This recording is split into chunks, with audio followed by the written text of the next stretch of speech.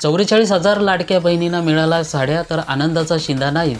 लाभार्थी प्रतीक्षा कायम. जिल्ह्यातील 1,66,944 पात्र महिलांना वाटप करण्यात आल्या साड्या. मुख्यमंत्री देवेंद्र फडणवीस यांच्या हस्ते पाणीदार आहिलानगर पुस्तकाचं प्रकाशन. सोयाबीनला हेक्टरी 75,000 रुपयांचं पीक कर्ज. दरवर्षी जिल्हा मध्यवर्ती बँकेसह जिल्ह्यातील राष्ट्रीयकृत व्यापारी आणि खाजगी क्षेत्रातील बँकांकडून शेतकऱ्यांना पीक कर्जाचे वाटप करण्यात येत आहे. पीक कर्जासाठी सरकारकडून व्याज सवलत योजना राबवण्यात येत आहे.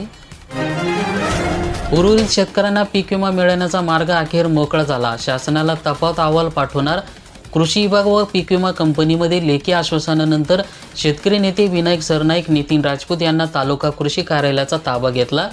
तक्रार निवारण समितीची बैठक घेऊन शेतकऱ्यांचा तफावत अहवाल शासनाला पाठवला जाणार. पीक नुकसानीच्या सर्वे फॉर्मची प्रत उपलब्ध होणार. उर्वरित शेतकऱ्यांना पीक विम्याचे पैसे टाका, नाहीतर पीक विमा कंपनीवर गुन्हे दाखल करा. या मागणीसाठी आक्रमक भूमिका घेत क्रांतिकारी शेतकरी संघटनेचे नेते विनायक सरनाईक आणि नितीन राजपूत यांच्यासह देऊळगाव, धुबे व तालुक्यातील शेतकऱ्यांना चिखली येथील कृषी कार्यालयाचा ताबा घेत ठिय्या आंदोलन सुरू केले होते. अखेर उर्वरित शेतकऱ्यांना पीक विमा टाकण्यासह तंटपुंजी रक्कम मिळाली असल्याने शेतकऱ्यांना उर्वरित रक्कम अनुदानाचा पैसा आला, पण केवायसी अभावी शेतकऱ्यांचा पडून अतुष्ट अनुदान. जिल्ह्यातील 160 कोटी रुपये वाटप रखडले. लाभार्थी शोधण्याचं काम सुरू.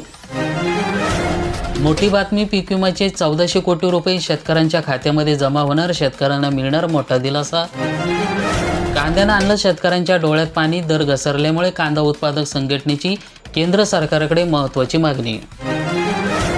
कांदा उत्पादकांच्या चिंतेमध्ये वाढ झाली तर कांदा उत्पादनाचा खर्च होईना वसूल. शेतकऱ्यांमध्ये बसतोय फटका.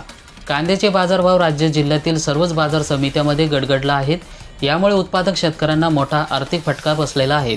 चाकणच्या घाऊक बाजारातील प्रति किलोसाठी फक्त 6 ते 12 रुपयापर्यंत बाजारभाव मिळत आहेत. यातून उत्पादन खर्चही वसूल नसल्याने शेतकऱ्यांची चिंता वाढलेली आहे.